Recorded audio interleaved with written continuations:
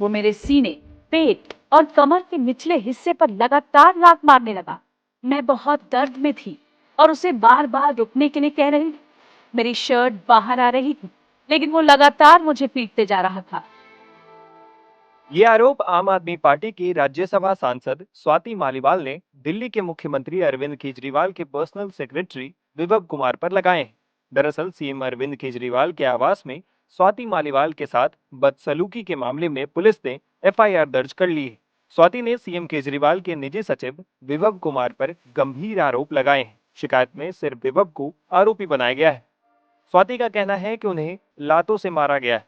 13 मई को केजरीवाल के आवास पर हुई घटना के बारे में स्वाति ने एफआईआर में डिटेल में बताया है।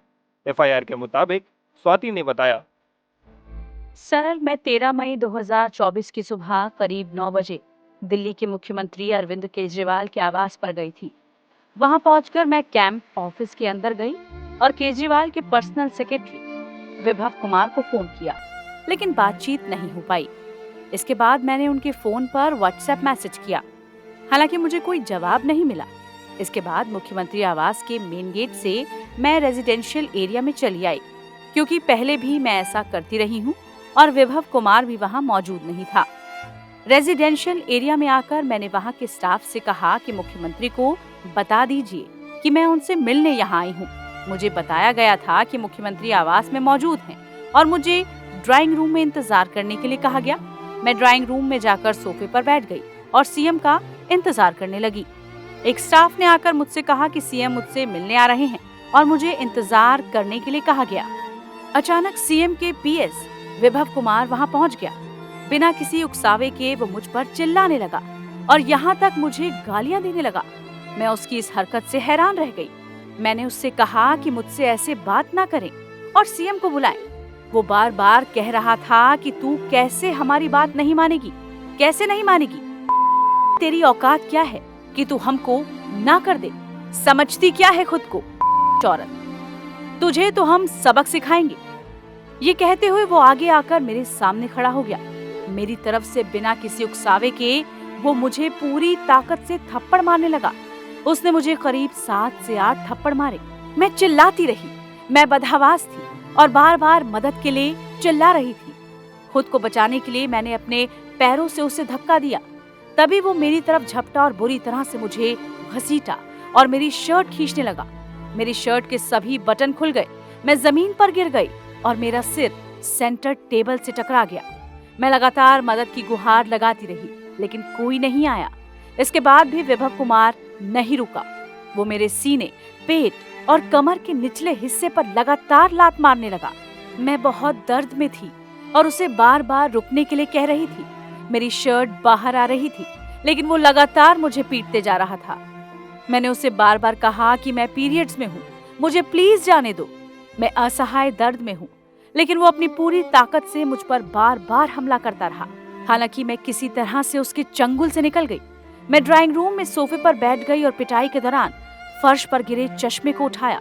मैं एकदम शॉक थी, मैं गहरे सदमे में थी और मैंने तभी 112 नंबर पर कॉल किया और अपने साथ हुई घटना के बारे में बताया। तभी विभव ने मुझे धमकी देते हुए कहा, कर ले जो तुझे करना है, तू हमारा कुछ नहीं बिगाड़ सकती, तेरी हड्डी पसली तुड़वा देंगे और ऐसी जगह गाड़ेंगे किसी को पता नहीं चलेगा। जब उसे एहसास हुआ कि मैंने 112 नंबर पर कॉल कर दिया है, तो वो कमरे से बाहर चला गया। सीएम कैंप ऑफिस के मेन गेट की सुरक्षा बलों के साथ विभव वापस आया। उन लोगों ने मुझे बाहर जाने के लिए कहा। मैं उन्हें बार बार कहती रही, मुझे बुरी तरह से पीटा गया है, वो मेरी हालत देखें और पीसीआर पुलिस के आने तक इंतजार करें। हालांकि उन लोगों ने मेरी बात नहीं मानी और मुझे सीएम आवास के परिसर से बाहर जाने को कहा। मुझे सीएम आवास से बाहर ले जाया गया। मैं दर्द में थी और सीएम आवास के बाहर आकर मैं फर्श पर बैठ गई। पीसीआर पुलिस आई, लेकिन मैं घबराई हुई थी और मैं वहां से पैदल ही सिविल लाइंस में अपने पुराने आवास की तरफ जाने लगी। मैं रो रही थी और मैं अपने पुराने आवास तक पहुंच गई। मैं वहां जमीन पर कुछ देर के लिए बैठी रही। कुछ पुलिस के जवान मेरे साथ सीएम हाउस से यहाँ तक आए थे। मेरी रिक्वेस्ट पर उन लोगों ने एक ऑटो बुलाया। मैं उसमें बैठकर अपने घर जाने लगी। हालांकि तभी मैंने साहस बटोरा और ऑटो ड्राइवर से कहा कि वो मुझे सिविल लाइंस पुलिस स्टेशन ले चले। मैं घटना के बारे में रिपोर्ट दर्ज करवाना चाहती थी। मैं वहां पहुंची। एसएचओ के कमरे में बैठकर रोते हुए घटना के बारे में बताया। मैं भयानक दर्द से गुजर रही थी। मेरे मोबाइल पर मीडिया कर्मियों के भी फोन आने लगे थे। मैं नहीं चाहती थी कि इस घटना का राजनीतिकरण हो, इसलिए गहरे सदमे और दर्द के बीच बिना किसी लिखित शिकायत के मैं पुलिस स्टेशन से बाहर आ गई। मेरा सिर दर्द से फटा जा रहा था। पिटाई की वजह से मेरे हाथ, पैर और पेट में जबरदस्त दर्द हो रहा था। घटना के बाद बीते कुछ दिन मेरे लिए बहुत दर्दनाक रहे। ये मेरे जीवन काल के अब तक के सबसे मुश्किल समय में से एक था। बता दें कि दिल्ली पुलिस ने गुरुवार को मारपीट, छेड़छाड़ और धमकाने की धाराओं में विभव कुमार के खिलाफ एफआईआर दर्ज की है। उसके बाद देर रात स्वाति का मेडिकल एग्जामिनेशन भी कराया गया।